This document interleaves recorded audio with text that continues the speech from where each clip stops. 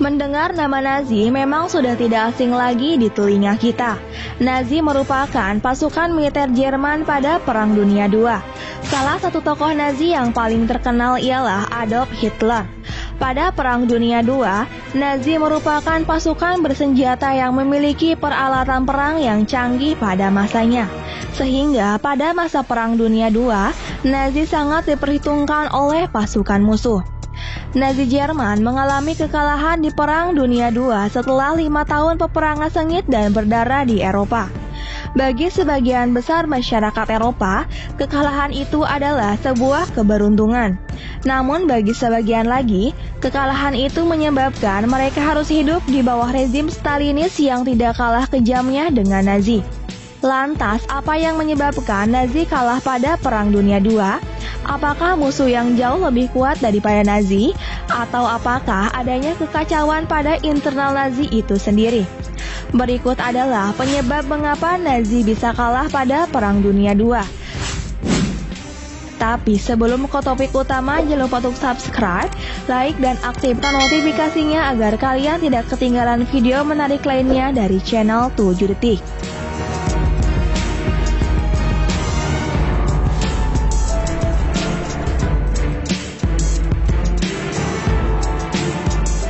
Satu, persiapan kurang matang. Jerman tidak mempunyai rencana yang jelas untuk peperangan jangka panjang. Jerman memang merancang pasukan gerak cepat dengan menggunakan pasukan bermotor dan bantuan udara. Pasukan ini bagus untuk operasi gerak cepat dan memang inilah tujuan para jenderal Jerman termasuk Guderian ketika merancang kesatuan-kesatuannya. Wehrmacht tidak dirancang dari awal untuk peperangan besar dan dalam tempo yang lama. Paling banter, mereka hanya berperang di skala lokal seperti menghadapi Ceko, Polandia, atau maksimal Prancis dalam waktu yang relatif singkat.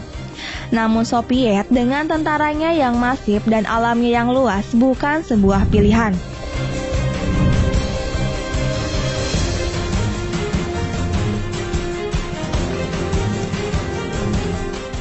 Dua, tidak memiliki ahli perang yang mumpuni.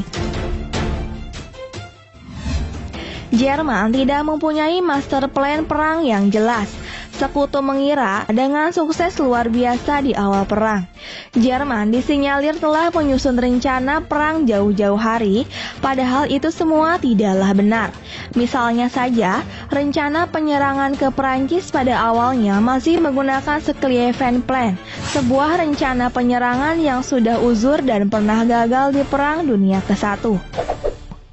Jika saja von Manstein tidak bersikeras mempresentasikan rencana terobosannya yang didiskusikan terlebih dahulu dengan Guderian, Bapak Panzer Jerman, mereka tentu masih menggunakan rencana konyol itu yang tentu saja sudah diprediksi Inggris dan Perancis dengan sangat baik.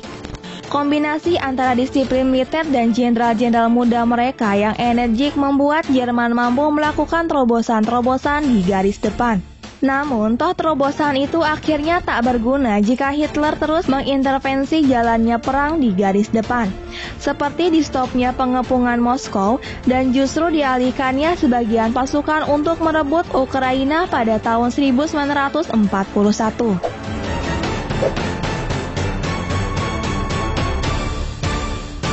3. Sumber daya alam. Sumber daya alam Jerman tidaklah cukup. Jerman memang mempunyai tambang batu bara yang cukup di sekitar Sungai Rhine, terutama di daratan Ruhr yang memang terkenal dengan industrinya. Tapi soal sumber daya alam lain, mereka ini tidak bisa berkata banyak. Bisa saja yang sangat penting bagi industri perangnya, sebagian harus didatangkan dari Swedia, minyak dari Romania, dan gandum sebagian dari Soviet, musuh dalam selimut mereka. Ini tentu saja sangat berbahaya, apalagi jika sebuah negara harus berperang dalam jangka waktu yang lama. Petinggi militer Jerman di kala itu sadar benar kelemahan negara mereka, dan mereka sebisa mungkin menghindari peperangan panjang dalam skala besar. Namun harapan mereka pupus ketika Hitler memerintahkan operasi Barbarossa ke Soviet, dan ia mendeklarasikan perang dengan Uni Soviet.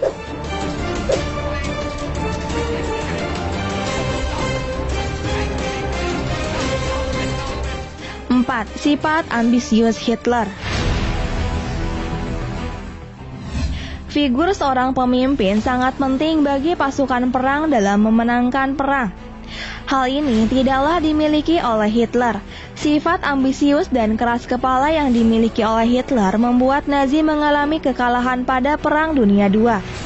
Menurut Albert Speer yang merupakan mantan Menteri Industri Peperangan Nazi, ia berkata kalau sebenarnya Nazi belum siap untuk berperang. Tetapi karena Hitler yang terlalu ambisius untuk menguasai Eropa, akhirnya tanpa persiapan yang matang, Nazi mulai invasi Polandia pada tahun 1939 yang menyulut terjadinya Perang Dunia II.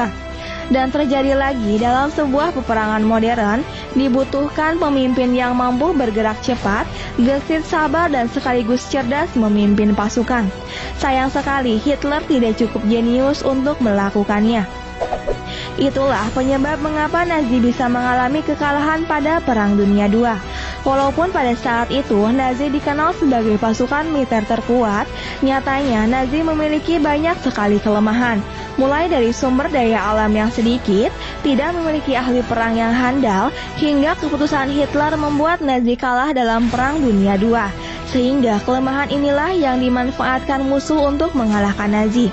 Kalau saja pada waktu itu Hitler memikirkan secara matang persiapan untuk memulai perang, mungkin saja Nazi bisa menang dalam Perang Dunia Kedua.